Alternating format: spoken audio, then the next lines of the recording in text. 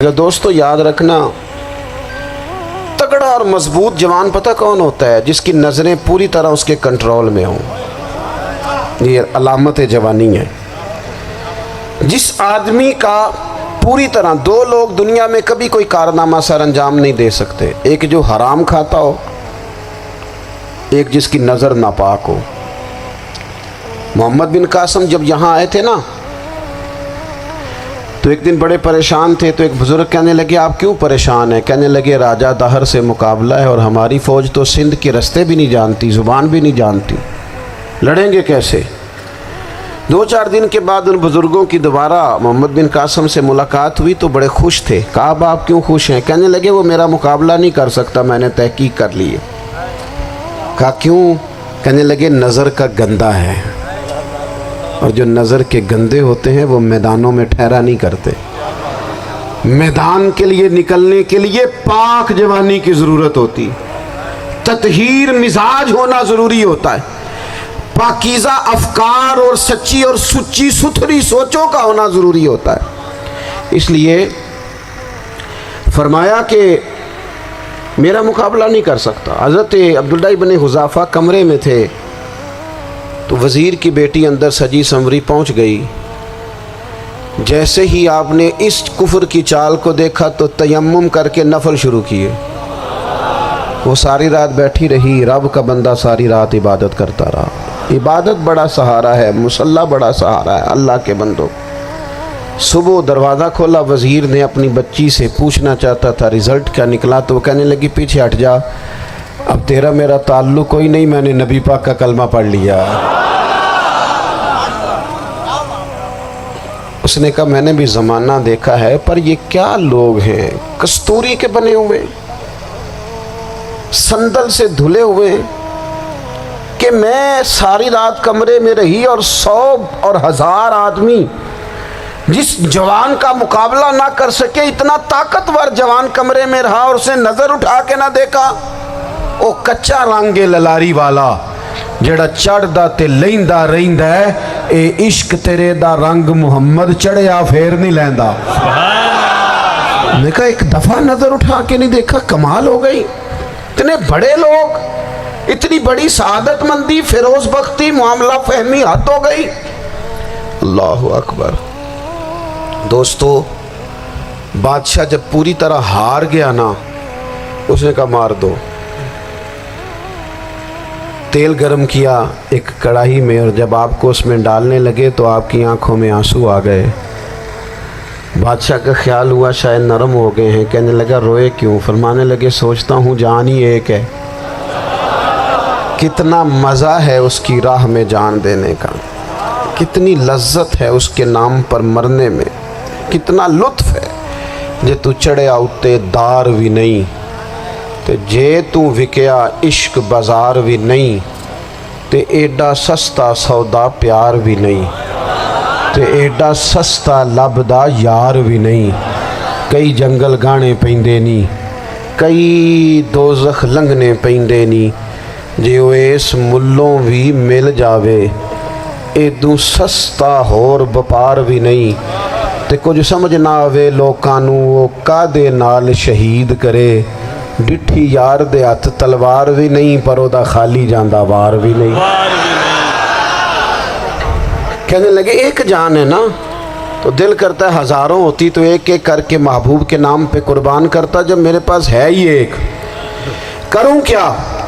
حضرت عبداللہ ابن حذافہ رضی اللہ تعالیٰ عنہ جب روئے اور بادشاہ نے یہ بات سنی، تو بادشاہ اٹھ کے کھڑا ہو گیا، سارے وزیروں مشیروں کو کہنے لگا تم نے کہا تھا نا بندہ ضائع کرنے والا نہیں، یہ بھی ضائع کرنے والا نہیں۔ کہنے لگا میرا ماتھا چومو، تم جیسے لوگوں کو قتل نہیں کرنا چاہیے، آزاد کرنا چاہیے۔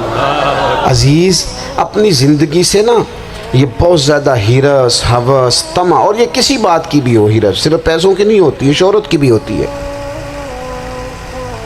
یہ بیماری انسان کو اقتدار کی بھی ہوتی ہے، تعریف کی بھی بیماری ہوتی ہے، یہ سارے نقص ہوتے ہیں لوگوں کو، اور معاذ اللہ بعض جبوں کبوں کے اندر بھی ہوتے ہیں، وہاں بھی پنپتے ہیں۔ اپنی زندگی جب تک اس سادگی میں نہیں لاؤ گے جو رسول پاک نے عطا فرمائی ہے، جب لوگ آسانیوں میں پوری طرح الجھ گئے تو پھر وہ دور ہوئے اور کفر چڑھ گیا۔ دوسری بات، اللہ کے محبوب صلی اللہ تعالی علیہ وسلم کی محبت ہم سے تقاضا کرتی ہے کہ ہم اس مشن کے لیے کام کریں جس مشن کے لیے رسول پاک نے کام فرمایا ہے۔ ہم سارے کام بڑے مضبوطی سے، سوچ سمجھ کے، تدبر سے، حکمت سے، تقاضوں کو مد نظر رکھتے ہوئے کرتے ہیں سارے کام۔ دین کے کام میں ہمارا مزاج نہیں ہوتا، او ہو جائے گا جی، آپ بسم اللہ پڑھیں جی، شروع کریں جی۔ آپ تقاضوں کو سمجھیں، چیزوں کو دبائیں نہیں، چیزوں پر غور کریں۔ کسی کے ذہن کی سطح پر سوال ابھرتا ہے، اس کا تسلی بخش جواب دیں۔ اپنی زندگی میں دین کے کام کے لیے اپنے آپ کو وقف کریں، اور دین کے کام کے بہت سارے پہلو ہیں۔ ہزاروں لوگوں کو قرآن پاک ٹھیک پڑھنا نہیں آتا، ہزارہ لوگ ہیں جو قرآن مجید کے مطالب سے آگاہ نہیں ہیں، دین کی بنیادی ضروریات سے لوگ نابلد ہیں۔ میں آپ کو کس طرح یہ بات سمجھاؤں کہ ہزاروں کی تعداد میں طلاقیں اس لیے ہوتی ہیں کہ مردوں کو طلاق کے مسئلے نہیں آتے، انہیں پتہ نہیں ہے کہ مجھے حقوق زوجین کے معاملے میں کیسے چلنا۔ ڈھیر سارے گھروں میں تباہی اس لیے ہے کہ تربیت اولاد کا دینی منہج ہمیں نہیں پتہ۔ اپنا حصہ ملائیں دین کے کام میں۔ ایک آدمی کو اگر تو نمازی کرنے میں کامیاب ہو گیا، تیری زندگی بدل گئی۔ وہ دین بیزار لوگ جو ہمارے بیچ بیٹھ کے ہماری نوجوان نسل کو پگڑی اور داڑھی کا نام لے کے بنیادی طور پر دین سے دور کرتے، ایسے نوجوانوں کو دین کا پیغام محبت دے کر دین کے قریب کرنا ہماری ڈیوٹیوں کا حصہ ہے۔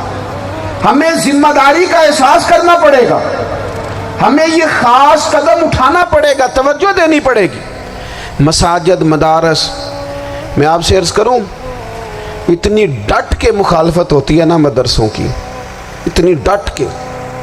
میں ادارہ چلاتا ہوں، اس کے چلانے میں جو مشکلات ہیں وہ تو ہم بتا نہیں سکتے آپ کو، اس لیے کہ میری قوم، میرا اس قوم سے تعلق ہے جو نعت خواں امیر کرنا چاہتی ہے، مدرسے نہیں۔ ہاں، نقیب خطیب پیدا کرنا چاہتی ہے، شعر و شاعری کی زندگی کو پروان چڑھانا چاہتی ہے۔ فقط ہمارا ان لوگوں سے تعلق ہے جو لاکھوں کروڑوں روپیہ محافل پہ لگائیں گے، اور قاری صاحب بیچارے اگر مسجد کا کوئی ہونے والا کام کسی وقت بتا دیں گے تو وہ بڑی مشکل آ جائے گی ان کے لیے۔ یہ کیسے ہو سکتا ہے، آپ نے یہ ڈیوٹی بتا دی۔ مدارس، اور جتنا اہم رول دین کو پھیلانے میں مدارس اسلامیہ کا ہے، اتنی زبردست، لوگوں کا خیال ہوتا ہے میری طرح کے لوگ شاید کام کرتے ہیں، ڈیوٹی کرتے ہیں۔ یہ 10-15 لوگ آپ کو نظر آتے ہیں جو آپ کو کہیں میڈیا پر یا ادھر ادھر ڈیوٹی کرتے، مخلص لوگ اپنی جگہ پہ، وہ بھی بڑا ہی کام کر رہے ہیں، جو میڈیا پہ آ کے بھی اخلاص سے اور درد دل سے کو دین کی، ان کی بھی کسی بات کی حوصلہ شکنی نہیں۔ لیکن ہزارہ اساتذہ جو مدارس میں بیٹھ کے پڑھاتے ہیں، جنہوں نے وہ سارے لوگ تیار، آپ سمجھ نہیں سکتے کتنا بڑا کام۔ حفظ کا استاد جو ہوتا ہے نا، اس کی ڈیوٹی 24 گھنٹے ہوتی ہے، فجر سے پہلے، اور اس نے بچوں کو اٹھانا۔ تنخواہ تو ہم انہیں دینا نہیں نہ چاہتے جی، تنخواہ نہیں دے دی انہوں نے، ہمیں مولوی امیر نہ ہو جانا۔ مولوی نو تے سوٹ بھی 27ویں والی رات دے ہے تاکہ کدھر سوان کے عید والے دن پا نہ لوے، چونکہ 27ویں تو بعد تے درزی پھڑتا ہی کوئی نہیں، کیوں حضرت ایسے ہی ہے نا، اس وقت تو نہیں نہ لیتا۔ تو ہم چاہتے ہیں مولوی ہماری مرضی کے ہماری طرح کا سوٹ نہ پہن لے۔ مدارس کی مضبوطی، آپ یہ دیکھ لیں، یہ صلاح الدین ایوبی کا تعلق بھلا کس چیز سے تھا؟